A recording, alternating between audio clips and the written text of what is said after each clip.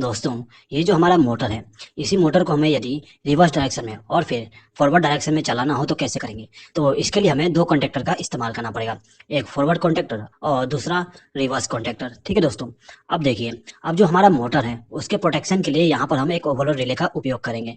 जो हमारा main incoming power supply होगा उसको हम एमसीबी के साथ कनेक्ट करेंगे। ठीक है, और एमसीबी के बाद में हम कॉन्टेक्टर को और फिर मोटर को पावर सप्लाई देंगे। ठीक है, तो यहाँ पे यदि हमें रिवर्स फॉरवर्ड का पावर वायरिंग करना है तो हमें दो कॉन्टेक्टर और एक ओवरलोड रिले और एक एमसीबी का उपयोग करना पड़ेगा। ठीक है दोस्तों, तो सबसे पहले हम क्या करते हैं कि ये जो पहला टर्मिनल है इस पे हम आर फेस को कनेक्ट कर देते हैं। ठीक है, उसके बाद वाई फेस को यहाँ पे कनेक्ट कर देंगे और बी फेस को यहाँ पे कनेक्ट कर देंगे। ठीक है दोस्तों, अब देखिए हमारा जो एमसीबी था उसको इनकमिंग पावर सप्लाई मिल गया। ठीक है दोस्तों, ये जो हमारा एमसीबी है, एमसीबी के ऊपर वाले टर्मिनल यानी कि ये वाला टर्मिनल, उस टर्मिनल से एक वायर को कनेक्ट करके हमारा जो फॉरवर्ड कॉन्टेक्टर है उसके पावर टर्मिनल पे कनेक्ट कर देंगे। दोस्तों, हमारा जो कॉन्टेक्टर होता है उसमें दो प्रकार के कॉन्टेक्ट होते हैं, एक तो पावर कॉन्टेक्ट और दूसरा ऑक्सिलरी कॉन्टेक्ट। ठीक है, तो यहाँ पे L1 L2 L3 दिख रहा है और T1 T2 T3। ठीक है, तो ये जो हमारा L1 L2 L3 है और T1 T2 और T3 है, ये हमारे पावर कॉन्टेक्टर होते हैं। ठीक है, उसके बाद यहाँ पे आप देख सकते हैं NO NC लिखा हुआ है, तो ये हमारे ऑक्सिलरी कॉन्टेक्ट होंगे। ठीक है दोस्तों, और यहाँ पे A1 और A2 लिखा है, ये हमारा कॉन्टेक्टर के कॉइल के सप्लाई होते हैं। ठीक है दोस्तों, तो दोस्तों हमें पावर वायरिंग करना है तो पावर वायरिंग के लिए हम पावर टर्मिनल का इस्तेमाल करेंगे। ठीक है,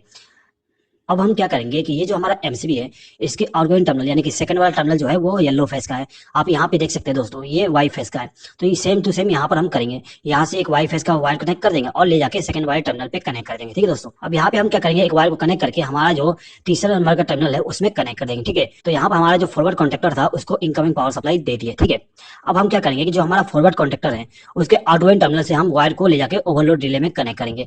दोस्तों, यहाँ पे जो फेस सीक्वेंस आई है उसी को सेम टू सेम लेके आगे जाना है। ठीक है दोस्तों, अब जो हमारा फॉरवर्ड कॉन्टेक्टर है उसके आउटगोइंग टर्मिनल से एक वायर को कनेक्ट करके हम ओवरलोड रिले के साथ कनेक्ट कर देंगे। ठीक है, उसके बाद ये जो सेकंड टर्मिनल है उसमें भी एक वायर को कनेक्ट करके ओवरलोड रिले के साथ कनेक्ट कर देंगे। इसी प्रकार से थर्ड वाले टर्मिनल को भी कर देंगे। ठीक है दोस्तों, अब हमें क्या करना है कि हमारा जो ओवरलोड रिले है उस टर्मिनल से हमें मोटर को पावर सप्लाई देना है। ठीक है, तो यहाँ पे हम क्या करेंगे कि ये वाले टर्मिनल से आर फेस का वायर कनेक्ट करके मोटर के साथ कनेक्ट कर देंगे। ठीक है, अब जो सेकंड टर्मिनल है उस टर्मिनल से एक वायर कनेक्ट करके मोटर को वाई फेस का सप्लाई दे देंगे। ठीक है, और जो ये तीसरा टर्मिनल है इस टर्मिनल से एक वायर को कनेक्ट करके मोटर को हम बी फेस का सप्लाई दे देंगे। ठीक है, तो यहाँ पे आप दोस्तों देख सकते हैं कि हमारा जो फेस सीक्वेंस है वो सेम टू सेम है। दोस्तों, यदि हमें केवल फॉरवर्ड डायरेक्शन में मोटर को चलाना है तो हम केवल ये वाला वायरिंग करेंगे। ठीक है, यहाँ पे जो हमारा मोटर था उसको रिवर्स डायरेक्शन में चलाने के लिए हम यहाँ पर एक कॉन्टेक्टर का इस्तेमाल कर रहे हैं। ठीक है, अब जो हमारा रिवर्स कॉन्टेक्टर है उसके इनकमिंग टर्मिनल पे पावर सप्लाई ले जाके कनेक्ट कर देंगे। यहाँ पे हम फेस सीक्वेंस को सेम रखेंगे। ठीक है, आर फेस को ले जाके तीसरे वाले टर्मिनल पे कनेक्ट कर देंगे, वाई फेस को दूसरे वाले टर्मिनल पे और बी फेस को पहले वाले टर्मिनल के साथ कनेक्ट कर देंगे। ठीक है, तो यहाँ पे हमने सेम टू सेम कनेक्शन कर दिया। ठीक है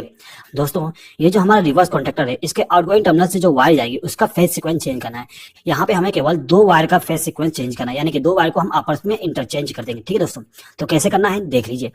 अभी जो हमारा आर फेस का सप्लाई आ रहा था वो इस टर्मिनल पे आ रहा था। ठीक है, तो जब हमारा कॉन्टेक्टर चालू हुआ तो इसका पावर सप्लाई यहाँ पे आएगी, तो यहाँ से हम एक वायर को कनेक्ट करके इसको हम बी फेस के साथ कनेक्ट करेंगे। ठीक है, यहाँ पे हमें आर फेस के साथ कनेक्ट नहीं करना है, हम इसको बी फेस के साथ कनेक्ट कर देंगे। ठीक है, अब जो बीच वाली टर्मिनल है, ठीक है, बीच वाले टर्मिनल पे हम एक वायर को कनेक्ट करके इसको बीच वाले वायर के साथ ही कनेक्ट कर देंगे, यानी कि वाई के साथ ही कनेक्ट कर देंगे।